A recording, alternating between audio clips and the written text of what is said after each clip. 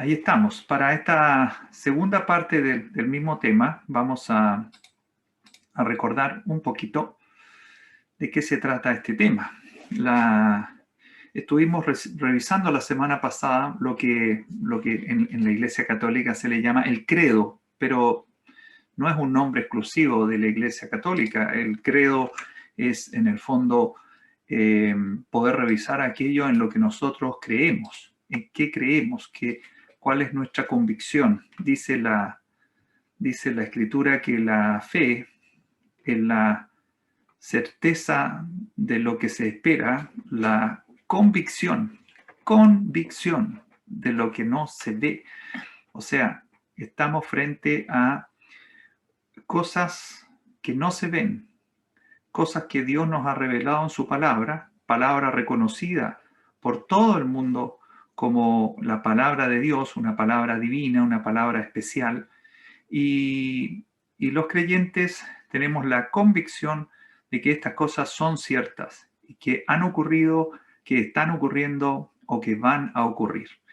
Por eso es bueno que revisemos esto, porque la idea es hacer un alto, revisar, analizar en qué creemos, qué es lo que realmente creemos,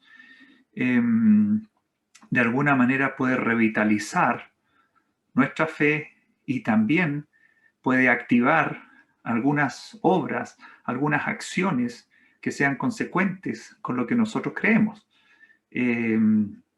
Lo que nosotros creemos debe reflejarse en nuestro diario vivir. No puede ser un pensamiento, no puede ser algo en que nosotros decimos, sí, yo creo eso, sin embargo actúo de otra forma, actúo como si no lo creyera. El apóstol Santiago dice en su palabra que la fe sin obras es muerta. Y una revelación tremenda cuando él dice que ¿de qué aprovechará si alguno dice que tiene fe, pero no tiene obras consecuentes con esa fe? Así que quiero que revisemos nuevamente nuestro credo. Voy a compartir por unos instantes un monito que hice yo, un monito entretenido que hice ahí. Lo que ya vimos la semana pasada, muy rápidamente.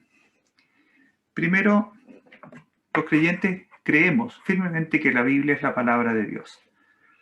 Inspiró a hombres para que escribieran lo que es su palabra y de esa manera darse a conocer y de esa manera manifestar lo que es su voluntad, el camino por donde debemos andar. También nosotros creemos que hay un solo Dios, que no hay varios dioses, que hay un solo Dios, y ese es nuestro Dios, y también Él nos permite llamarle nuestro Padre. Dios es trino, Dios es uno, sin embargo hay tres personas que están unidas, están juntas, trabajan cada uno en un rol muy especial, pero es un solo Dios, tres personas o tres tipos de manifestaciones de este Dios trino, Padre, Hijo y Espíritu Santo. Creemos eso también. Dios conoce todas las cosas. Otra fe, creencia que tenemos respecto a que Dios lo sabe todo. Dios conoce incluso nuestros pensamientos más íntimos y profundos. Y eso debe hacernos tener un temor reverente especial, si es que creemos eso, si es que efectivamente. También creemos que Dios tiene todo poder, que no hay cosas que sean imposibles para Dios. Dios tiene todo poder y Dios tiene la potestad absoluta. Y si algo malo, por ejemplo, qué sé yo, pensemos en esta pandemia, está ocurriendo y alguien piensa, ¿por qué Dios permite esto? ¿Por qué Dios hace? Hay una razón, porque Dios tiene el poder para poner esto, tiene el poder para sacarlo, tiene el poder para cualquier cosa que sea su voluntad. Entendemos que Dios y creemos que Dios está en todo lugar, que no podemos escondernos de Él. Usted y yo no nos podemos esconder de Él. Estemos haciendo lo que estemos haciendo, Dios está ahí. Estemos pensando lo que estemos pensando, Dios conoce nuestros pensamientos. También pensamos que Dios es soberano, entendemos que Dios es soberano y que Él actúa bajo el designio de su voluntad. Que no somos quienes para cuestionar de por qué Dios hace esto o hace esto otro. A lo más podremos cuestionarnos si es que queremos saber cuál será el propósito de Dios. Y tal vez podríamos llegar a indagar cuál es el propósito. Pero Dios es soberano absolutamente. Dios es espíritu. Dios no es una persona. Dios no es un viejito con barba y cabellos blancos que como lo caricaturizan algunas veces. Dios es espíritu. Dios, nadie le ha visto. Su Hijo, nuestro Señor, le ha dado a conocer. Su Hijo nos ha mostrado cómo es Dios, cómo es la misericordia de Dios, cómo es el amor de Dios. Dios es espíritu. Creemos que Dios creó todo lo que existe. Nada de lo que ha sido hecho fue hecho si no es por su mano y ha dado toda esa creación. También Él la sostiene. Él la sostiene. Esto no funciona solo. Hay un Dios detrás que está dando su aliento. Y Dios, también creemos que Dios siempre ha sido Dios. Dios no empezó, ni empieza, ni empezará, ni terminará. Dios es antes de todo y después de todo. Y su Hijo y el Espíritu Santo, que son un solo Dios, 3 personas, también han sido desde siempre. Nuestro Señor Jesucristo no fue creado el día que Él vino a este mundo. Él desde antes, Él participó en la creación y Él participa en todo lo que es la temporalidad para nosotros, que Dios no tiene tiempos, pero Él participa y siempre han sido Dios, no han llegado a ser Dios. Es algo muy, muy relevante e importante. Muy bien. Eso es lo que vimos la semana pasada. Hoy día quiero que podamos revisar algunos temas más respecto a nuestra fe. Vamos con lo que creemos respecto a Jesús.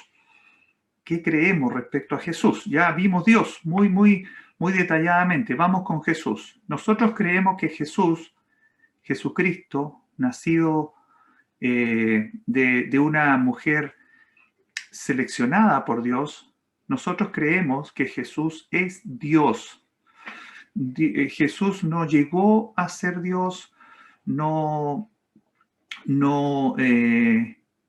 era un hombre que con su comportamiento y su testimonio él halló la gracia de Dios. No. Jesús es Dios desde siempre y para siempre. Él tiene la deidad, la majestad, la grandeza. Él es el creador, sustentador. También ha sido designado como juez. En el principio era el Verbo, dice Juan, y el Verbo era con Dios y el Verbo era Dios. También en el capítulo 10 del Evangelio de Juan menciona nuestro Señor que Él y el Padre son uno. Uno somos, dice. Uno somos. Los judíos querían apedrearle en esa ocasión, porque le dijeron, tú blasfemas, le dijo. Tú siendo hombre te haces Dios. Porque ellos no veían más allá de la persona que tenían delante de él. Ellos ya habían olvidado las proezas, ellos habían olvidado la voz que señaló al Señor como su Hijo en quien tenía complacencia. Simplemente veían a un hombre que hacía todo lo que era la voluntad de Dios, porque Él es Dios, y ellos querían apedrearle y decían que Él se hacía Dios. Pero nosotros, nuestra fe, entiende que Jesús es Dios. Fíjense que el apóstol Pablo en la carta a los Filipenses nos menciona que tengamos el mismo sentir que hubo en Cristo Jesús, que tengamos un sentir especial. Él está hablando de alguna manera de la humildad, y él dice, sientan lo mismo que sintió Jesús, sientan lo mismo, porque él, siendo en forma de Dios, no estimó, no consideró como algo tremendamente valioso el ser igual a Dios, y no se aferró a eso, sino que se despojó a sí mismo y tomó forma de siervo. Se hizo semejante a nosotros Y más encima, siendo semejante a nosotros, se humilló hasta a sí mismo y se hizo obediente a los designios de su Padre. ¿Saben qué? Dice que Dios, su Padre, le ha exaltado hasta lo sumo. Le ha exaltado hasta lo sumo. Y le dio un nombre que es sobre todo nombre. Y toda rodilla se doblará. De los que están en los cielos, de los que están en la tierra, debajo de la tierra. Y toda lengua confesará que Jesucristo es el Señor, para gloria de Dios Padre. Quiero repetir algo que le escuché una vez a nuestro hermano Renzo. Toda rodilla se doblará frente a nuestro Señor Jesucristo, porque Él es Dios. Si usted cree en Jesucristo, si usted es creyente y cree en Jesucristo y ya ha doblado sus rodillas hoy, entonces se cumple la palabra. Si usted no es creyente, si usted todavía no quiere entregar su vida, su corazón al Señor, y usted parte al más allá sin haber doblado su rodilla, yo le digo con temor, con pesar, que usted doblará su rodilla, pero la doblará frente a Jesucristo, el juez. Y no queremos que eso ocurra.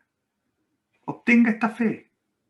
Obtenga esta fe. Este es un atributo muy grande. Jesús es Dios. Es Dios. Y Él merece que doblemos nuestra rodilla hoy. Hágalo hoy. Hágalo ahora mismo. Que nadie os engañe con filosofías y sutilezas, decía también el apóstol. Que nadie los engañe. Que nadie tome tradiciones de hombres conforme a todas las costumbres del mundo, decía el apóstol a los colosenses. En Él habita, en nuestro Señor Jesús, habita corporalmente toda la plenitud de la deidad. Toda la plenitud de la deidad. Colosenses capítulo 2, tenemos una palabra preciosa, una revelación preciosa que complementa todas las otras revelaciones que señalan a Jesús como Dios.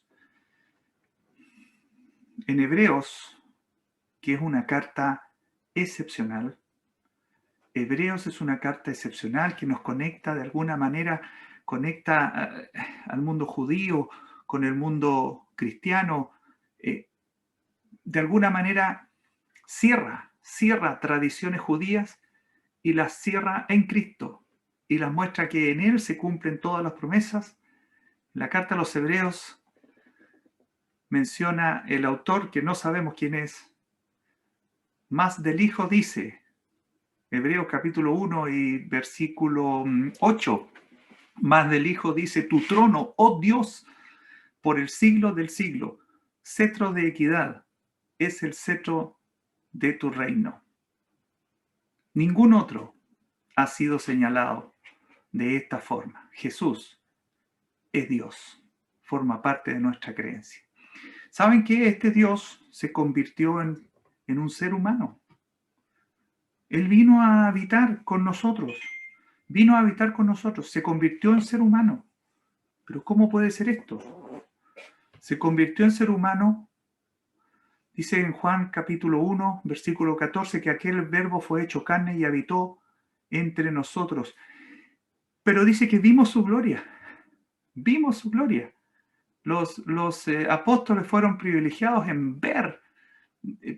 El apóstol Juan menciona que vio a Dios con nosotros.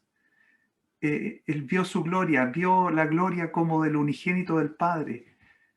De hecho, Juan es uno de los privilegiados que vio algo más allá que todo lo que vio el resto, que ya fue mucho. El Verbo, el Hijo, se convierte en ser humano. ¿Sabe por qué lo hace? ¿Sabe por qué lo hace? Porque él estaba pensando, Dios el Padre, Dios el Hijo, Dios el Espíritu Santo, estaban pensando en ¿Cuál ofrenda? ¿Cuál ofrenda? ¿Cuál sangre derramada iba a ser la necesaria y suficiente para perdonar el pecado del hombre? Perdonar su pecado, perdonar mi pecado. Y sabe que había una ofrenda. Y esa ofrenda tenía que ser un cordero sin mancha, sin ningún tipo de contaminación. Un cordero perfecto. Y ese es nuestro Señor. Pero Él tenía que ser hombre y derramar su sangre para ser nuestro sustituto perfecto. Jesús tiene dos naturalezas, por tanto, otra parte de la fe, divina y humana. Él es Dios y Él es hombre.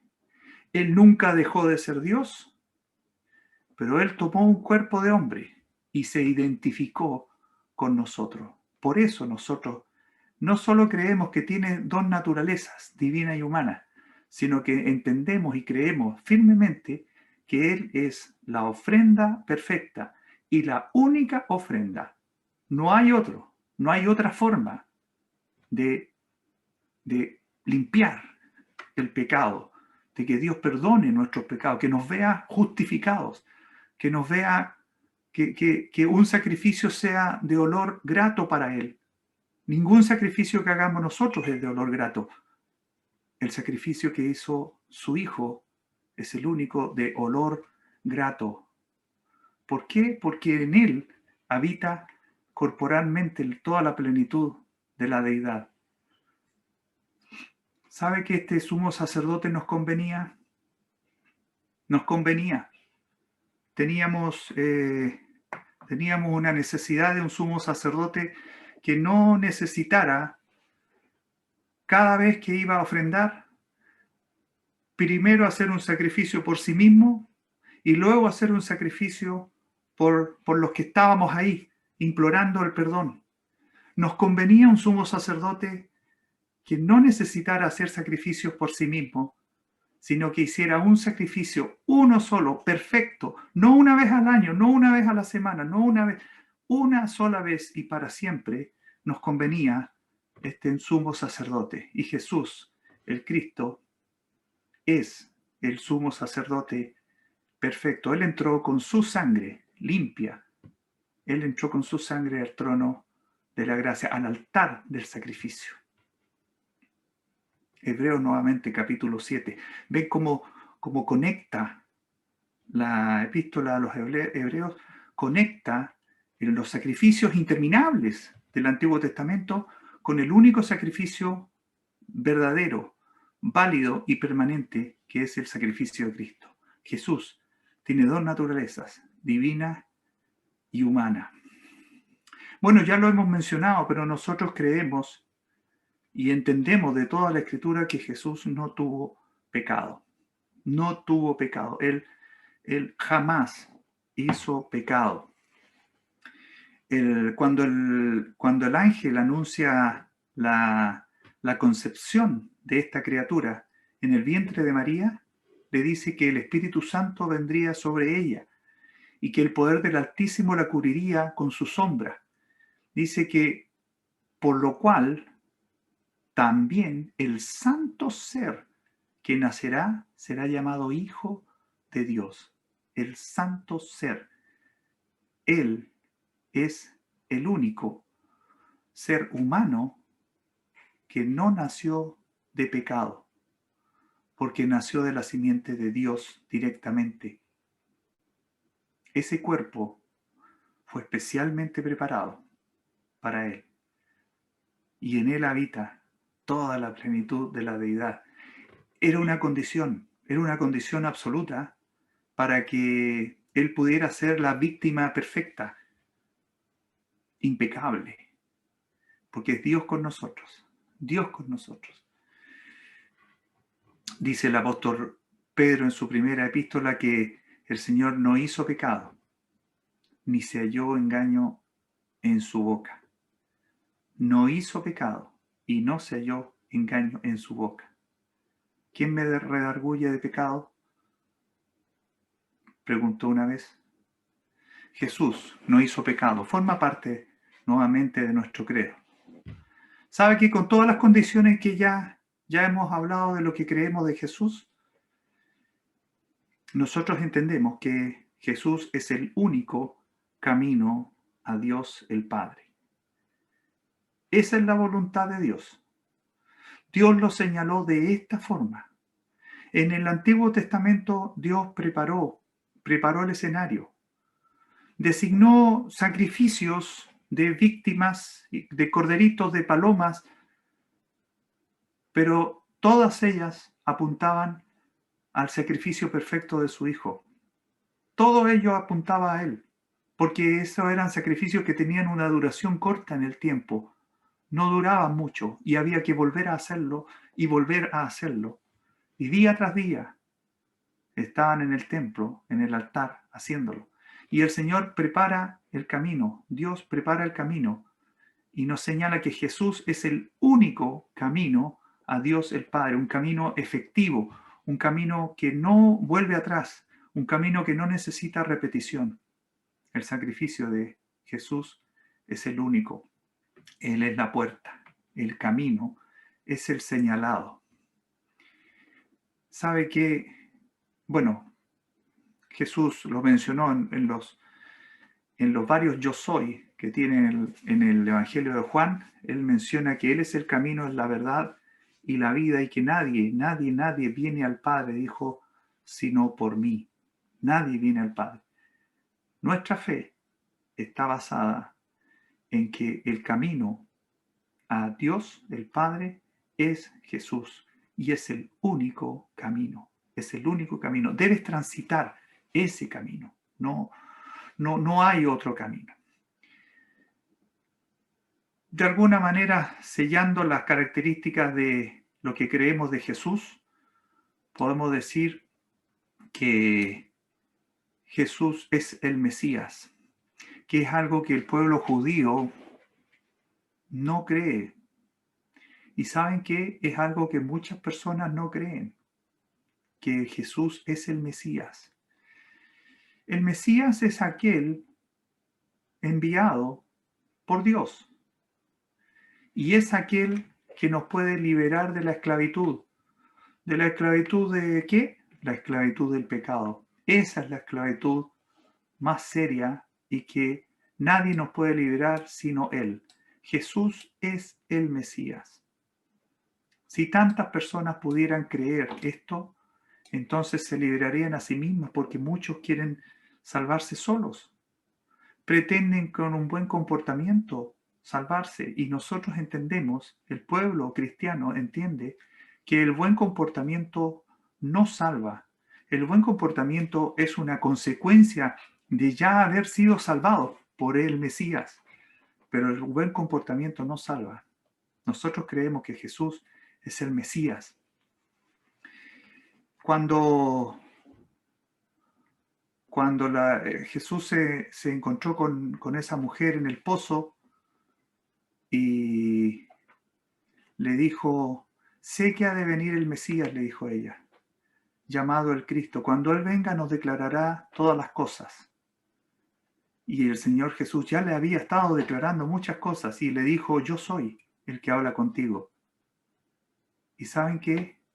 Por el comportamiento de esa mujer posteriormente, nosotros entendemos que ella también creyó que ella estaba con el Mesías, estaba hablando con el Mesías.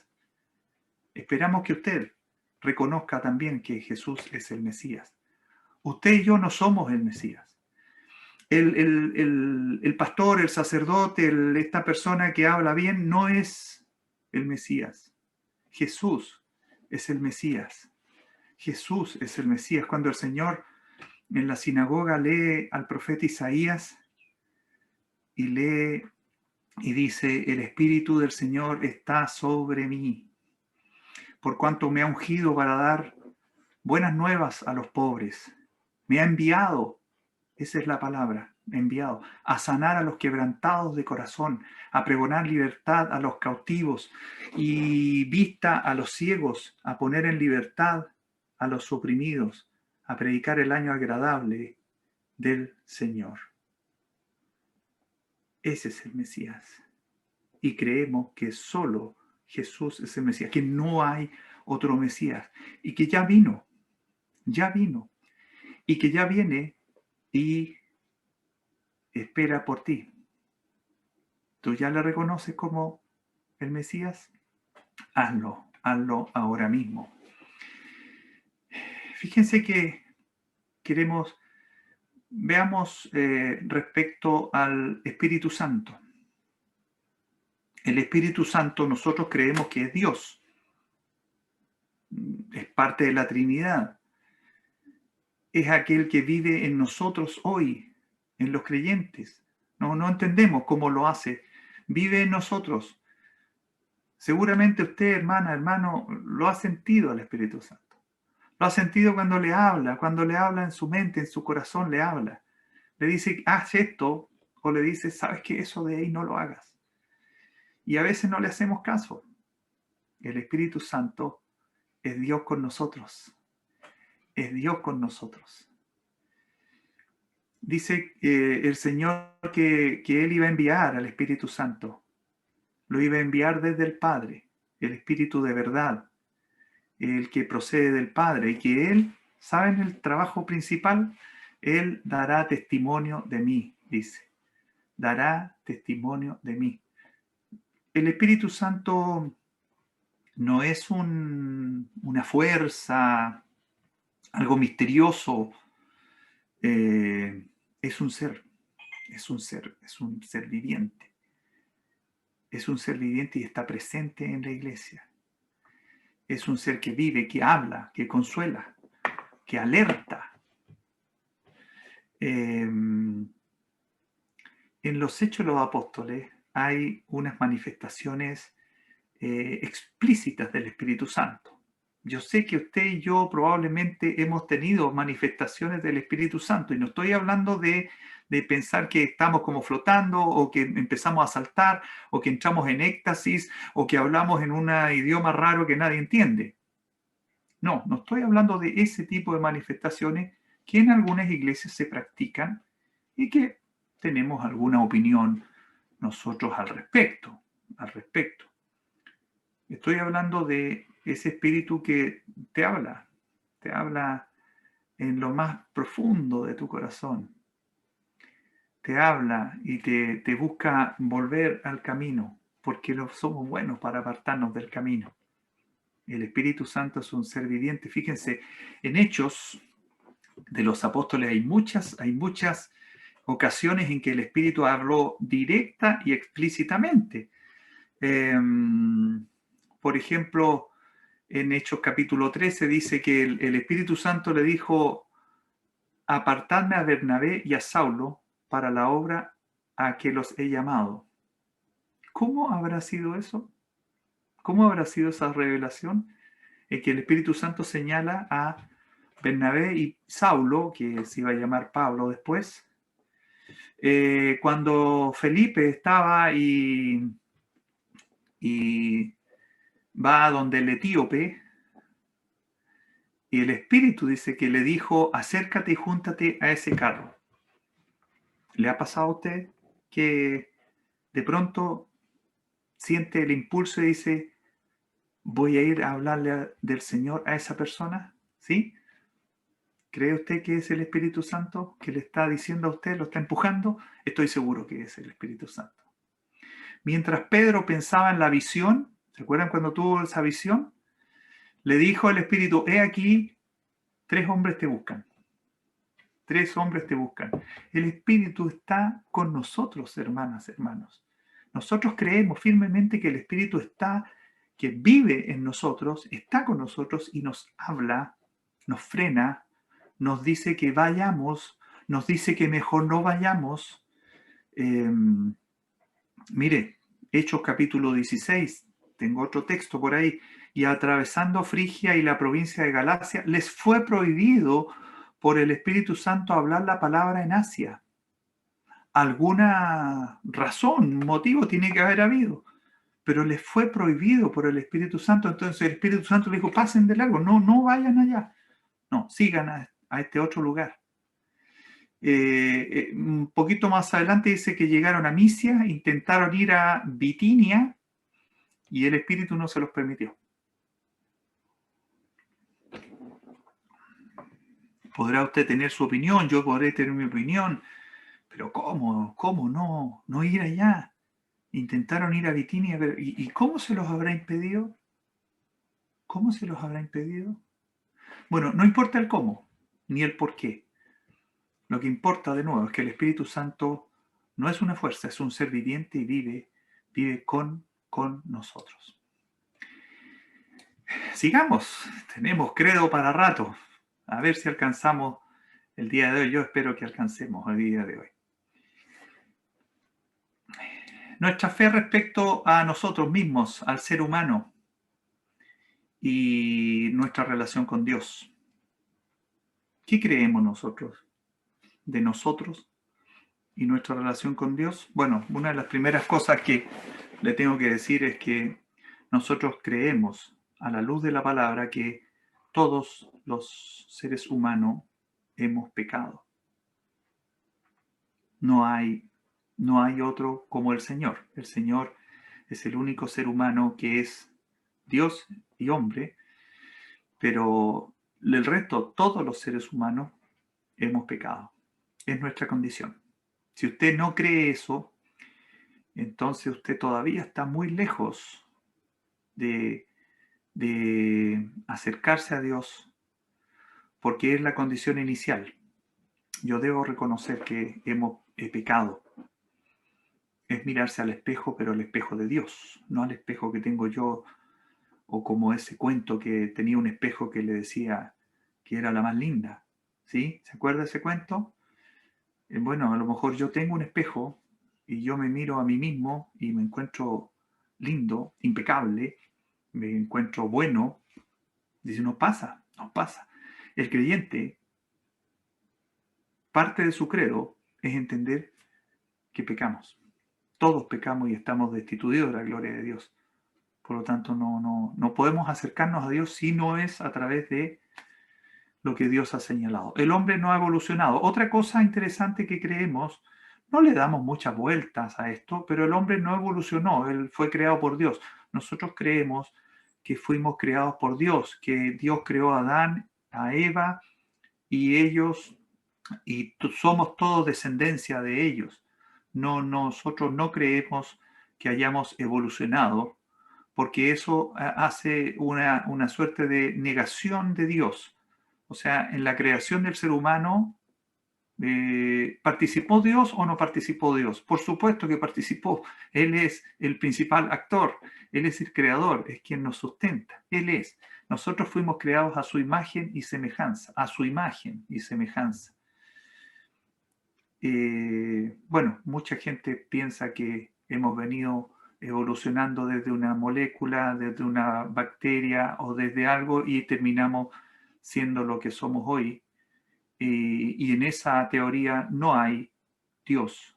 Nosotros creemos que no es así. Creemos que el hombre no ha evolucionado, que el hombre fue creado así. Fue creado y además que tenemos el soplo de vida de Dios. Es solemne. Somos creados a imagen de Dios. También entendemos que nuestros primeros padres fueron los que hicieron entrar la muerte. La muerte entró al mundo por el pecado de Adán y nosotros somos herederos de eso. Somos herederos de eso. Tenemos esa herencia de nuestros padres, que es consecuente con lo que creemos antes, que todos hemos pecado.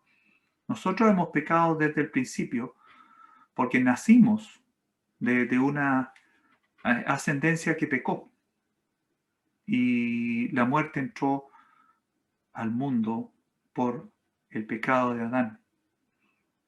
En Romanos capítulo 5 dice que el pecado entró al mundo por un hombre y por el pecado la muerte. Así la muerte pasó a todos los hombres. ¿Sabe qué? Usted y yo morimos por el pecado. Nuestros primeros padres, Dios seguramente no pensó en una muerte, en un término, en una separación en algún momento. Pero entró el pecado. Quisimos ser como Dios. Y hasta el día de hoy nos pasa. nos afloran los genes y queremos ser como Dios y queremos salvarnos nosotros mismos.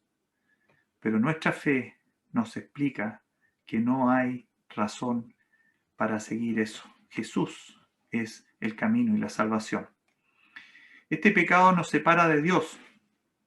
Si usted cree que está muy cerca de Dios, pero no ha recibido el perdón por la cruz de Cristo, no tiene esa fe fuerte, arraigada, sincera, entonces le digo que sigue separado de Dios.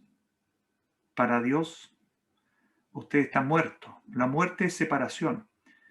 Si usted está en sus pecados, usted está separado de Dios. No ha obtenido esa cercanía de Dios porque Jesús no ha muerto por usted. Ojo, Jesús murió por todo el pecador, pero usted tiene que creer esa verdad. Usted tiene que entender que esa es la forma en cómo se llega a Dios, con el sacrificio de Cristo. Sigamos acerca de nosotros, qué es lo que creemos, pero ahora ya en nuestra relación con Jesús. No di esta característica de Jesús hace un rato atrás, porque preferí darla ahora, porque esta característica de Jesús que nosotros creemos está directamente relacionada con nosotros. Y es que Jesús murió por nuestros pecados. Creemos que Jesús murió por nuestros pecados. Y no es solo un decir. En mi pasado católico yo repetí esto cientos o miles de veces. Que Jesús murió y que Jesús es el Salvador, pero yo no lo creía. No era parte de mi vida. No es una parte del discurso. No es el discurso, es tu vida. Si Jesús murió por tus pecados, entonces tú vives para agradar al Señor. Tú vives para seguir al Señor. Tú vives para imitar al Señor, porque Él te libró del pecado y de la muerte. A eso queremos llegar cuando decimos que creemos estas cosas. Jesús murió por nuestros pecados. Jesús murió por nuestros pecados. Él es la propiciación por nuestros pecados. Dice el apóstol en la segunda carta a los Corintios que el amor de Cristo nos constriñe, pensando en que si uno murió por todos, luego todos morimos. ¿Sabe qué? Si usted se identifica con Cristo, entonces usted puede decir que Jesús murió por sus pecados y usted puede decir que usted murió al pecado. En Cristo murió al pecado. Esa es la importancia de revisar el credo. ¿Cómo vamos hasta aquí, hermana, hermano? ¿Creemos todas estas cosas? Sí, sí las creemos. ¿Actuamos en consecuencia? Nosotros creemos que el sacrificio de Cristo fue una sustitución, porque los que debían morir éramos nosotros. Somos nosotros los pecadores, no es Cristo. Somos nosotros los que hemos pecado, los que hemos ofendido, los que nos hemos alejado de Dios. Pero Cristo viene y Él nos sustituye, porque Él podía hacerlo, porque Él es impecable, porque Él es un sacrificio de una víctima sin mancha. ¿Sabe quién puede pagar por mis pecados? Yo no puedo. Pagó uno que podía, Cristo Jesús. Él pagó por mis pecados y yo lo creo. Y yo lo creo. Él llevó el mismo nuestros pecados en su cuerpo sobre el madero, dice Pedro, para que nosotros, estando muertos a los pecados, vivamos a la justicia. Nuestra muerte es al pecado. Nosotros debemos morir al pecado. Debemos abandonar el pecado.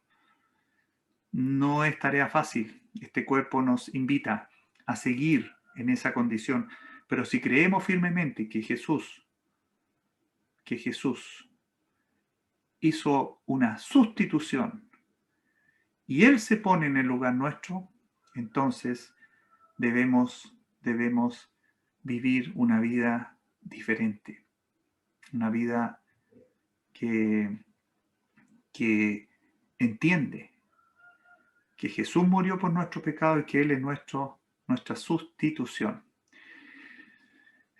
También creemos que Jesús se levantó de la muerte. Eso forma parte de nuestra doctrina fundamental. Jesús se levantó de la muerte. Él se levantó solo. Él no fue robado por los apóstoles como lo proliferaron los religiosos de la época, que echaron a correr la voz de que los discípulos robaron el cuerpo del Señor para después decir que Él había resucitado, porque Jesús había anunciado que iba a resucitar. Y seguramente mucha gente quedó con eso, quedó con esa idea de que los discípulos hicieron como que resucitó. Nosotros creemos que resucitó. Nosotros creemos que Él es el creador, el sustentador, el dador de vida, y que como tal Él puede entregar su vida y volverla a tomar, tal como Él lo dijo. Triunfo sobre la muerte. Tenemos, hermanas, hermanos, un Salvador que vive. Hoy vive. Hoy vive. Y no solo vive, sino que fue exaltado hasta lo sumo y Él está sentado a la diestra de su Padre. Porque recordemos, Él es Dios. Él es Dios. Jesús había anunciado antes, en Juan capítulo 2, dijo, destruid este templo y en 3 días lo levantaré. Los discípulos le dijeron, pero ¿cómo si se demoró más de 40 años en hacerse esto? ¿Y tú en 3 días lo vas a volver a levantar? Y dice la Escritura que Él hablaba del templo de su cuerpo.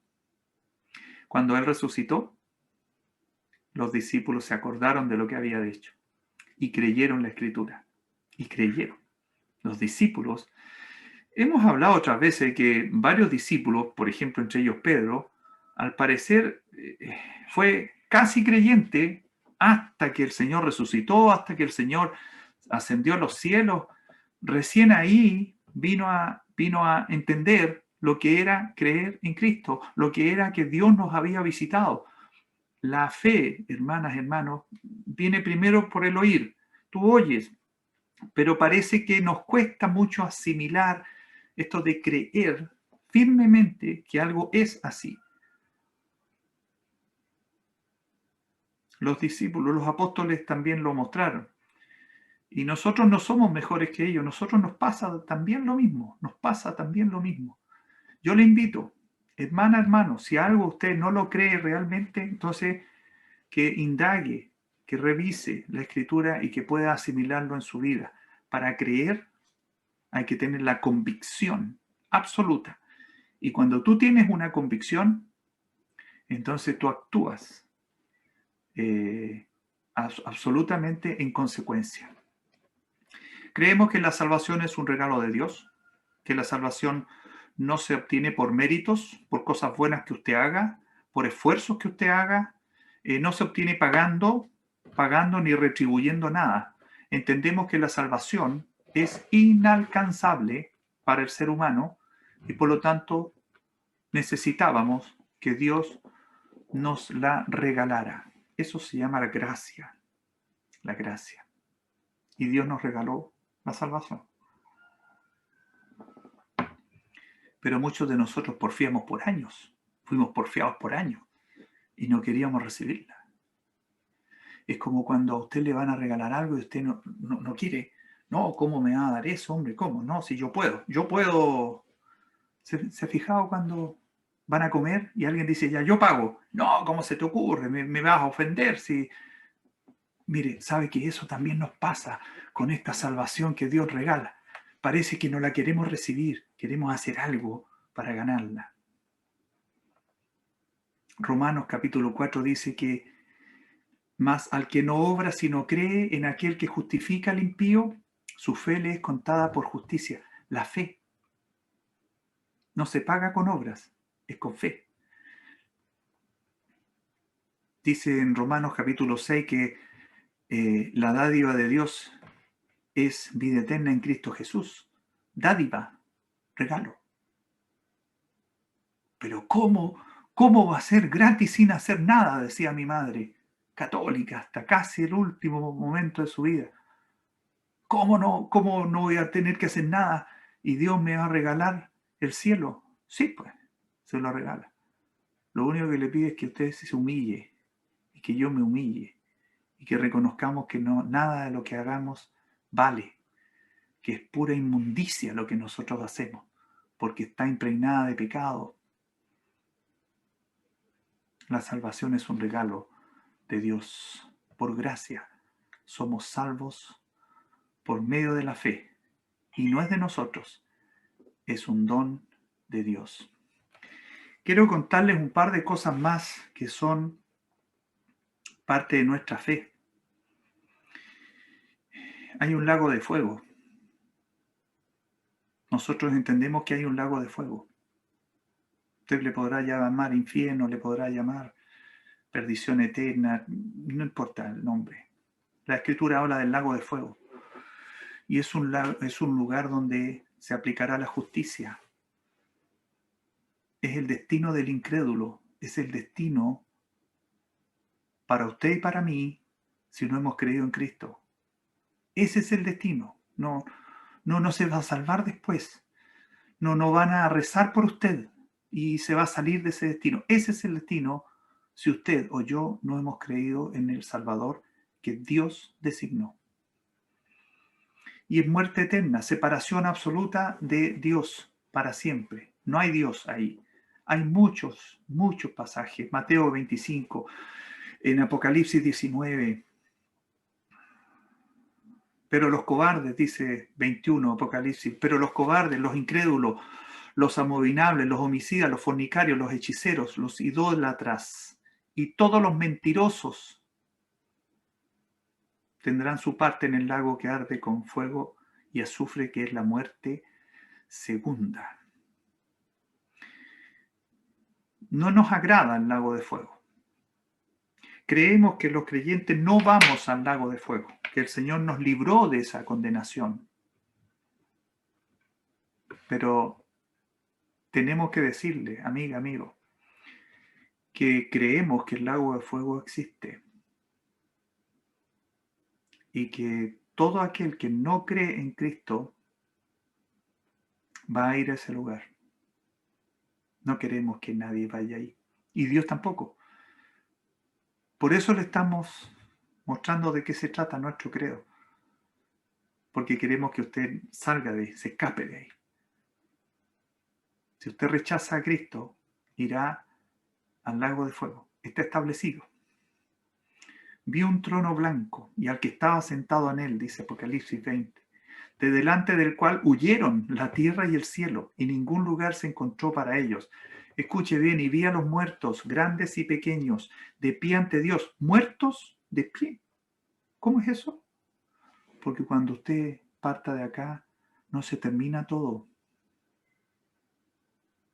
Hay algo más. Los muertos de pie delante, y los libros fueron abiertos, y otro libro fue abierto, el cual es el libro de la vida. Y el mar entregó los muertos que había en él, y la muerte y el Hades entregaron los muertos que había en ellos, y fueron juzgados, cada uno según sus obras. Y escuche bien, y la muerte y el Hades fueron lanzados al lago de fuego. Esta es la muerte segunda. Y el que no se halló inscrito en el libro de la vida fue lanzado al lago de fuego.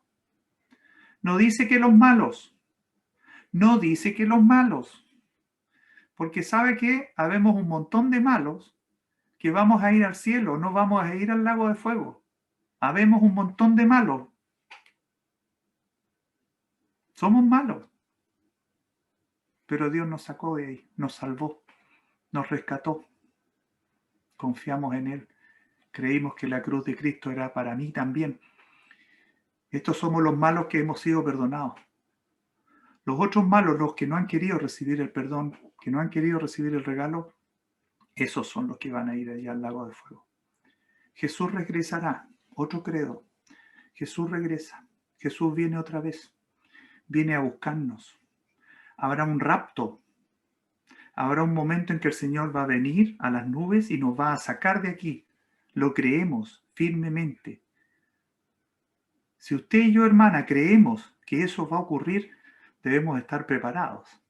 Debemos estar siempre orando. Debemos estar siempre trabajando para el Señor, buscando nuevas almas que puedan recibir el regalo de Dios. Jesús regresará, habrá un rapto, seremos arrebatados por Jesús en las nubes. Y los creyentes que ya habían muerto, nosotros creemos firmemente que ellos resucitarán primero. Lo dice la Escritura. Primera Tesalonicense, en Corintios también está explicado. Y nosotros lo creemos. Tenemos algunas religiones que no hablan de esto e incluso algunas que lo niegan, dicen que no, esto no va a ocurrir. Pero esto está en la Escritura, hermanos. ¿Cómo podríamos no creer algo que está en la Escritura? ¿Cómo podríamos creer algo que está en la Escritura? Quiero mostrarles un resumen de toda nuestra fe, de lo que hemos revisado en esta serie. Ahí está. Respecto a Dios, respecto a Jesús, respecto al Espíritu Santo, respecto a nosotros y nuestra relación con Dios, respecto a nosotros y nuestra relación ya más directa con Jesús. Ahí está. Está quedando grabado. Usted lo puede revisar. Usted decide. Nos vamos a modernizar hoy día. Usted decide. ¿Se queda con el monito de la izquierda? En donde analiza, sí, parece que es así, sí, oye, suena bien, sí, pero no cree. Y espera una semana más, y espera un día más, y espera una hora más. Amiga, amigo, no. Puede que no haya una hora más. ¿Usted tiene comprado una hora más? ¿Está seguro que va a vivir una hora más? No lo sabemos. Y no por la pandemia, porque así es la vida. El Señor nos llama cuando nos llama. Él es soberano. Así que no se quede con la carita de la izquierda, que es una carita como que lo reviso, lo analizo, me parece bien, sí. Qué interesante lo que habló el caballero. Pero ¿qué hay de ti? ¿Qué hay de tu fe? ¿Tienes alguno de estos temas que son de pura fe? Aquí no hay ninguna tema que nosotros lo veamos, lo toquemos, no. Esto es fe, certeza de lo que se espera, convicción de lo que no se ve. ¿Tienes esto en tu vida, en tu corazón? ¿Estas cosas forman parte de tu diario vivir? Podríamos entonces trasladarnos a la carita de la derecha. Eres una persona que vive tranquilo y en paz. Eres una persona que vive y que puede decir que Cristo murió por ti, por mí. Jesús es el Mesías. El Espíritu Santo vive en mí. Jesús viene a buscarme. Viene a buscarme. Voy a ir al cielo. Voy a ir al cielo.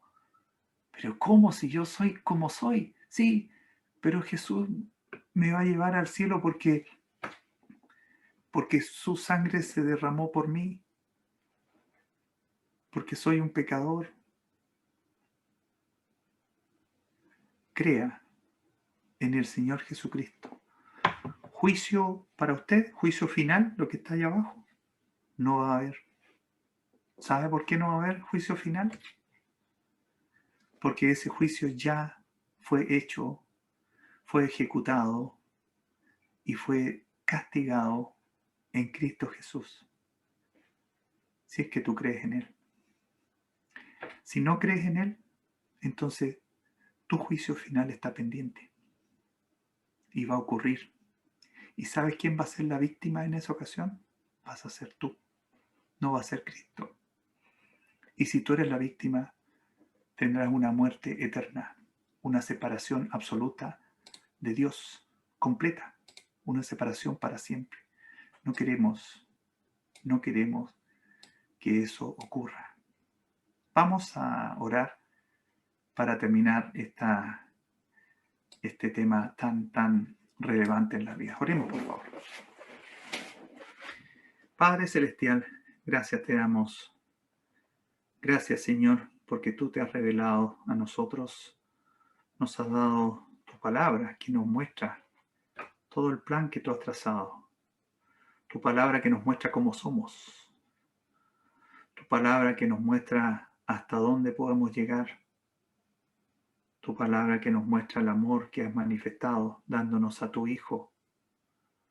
Tu palabra que nos muestra el futuro, cuando Jesús venga a buscarnos, pero también cuando Jesús venga a juzgar a todos aquellos que no han querido recibir este regalo precioso, esta gracia tuya.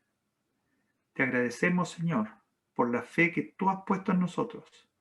Aumentanos la fe, aumentanos la convicción, que no dudemos nunca, ni un instante, de lo que tú has hecho por nosotros y lo que tú harás por nosotros, y que muchos puedan adherir, puedan sumarse a esta preciosa vida de fe, a esta preciosa vida de vivir en paz, sabiendo dónde vamos.